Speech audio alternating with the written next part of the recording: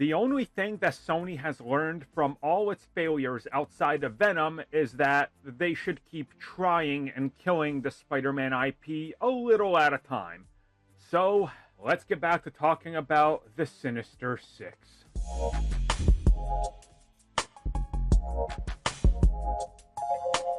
Let's be clear about this. Outside of Venom, Sony has not found success with Spider-Man. Obviously, Sony's animated division has, but even those films aren't as profitable as the MCU Spider-Man stuff, and their standalone spin-off films have been lackluster to say the least. The outlook for Kraven the Hunter is abysmal, and the outlook for Venom 3 is a giant question mark. So, what happens this year will clearly dictate their future with Spider-Man, but it looks like their future with Spider-Man is without Spider-Man.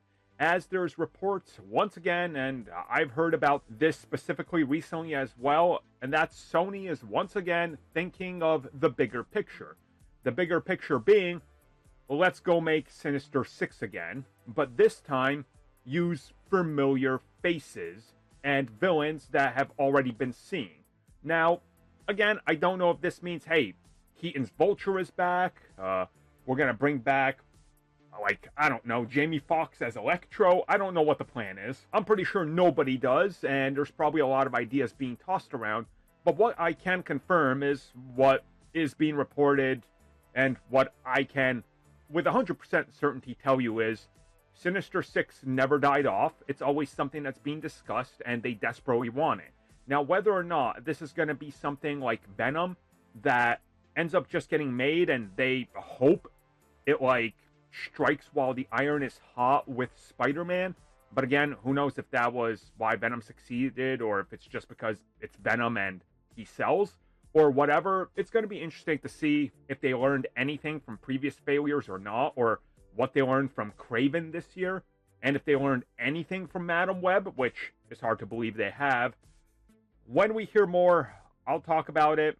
I've reached out to some people, and they've said the same thing I'm telling you here.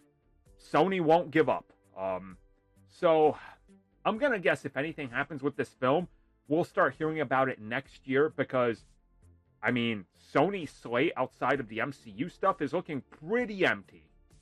And there's not even really concrete MCU stuff, so, that's a big problem for a company that needs to put out Spider-Man films.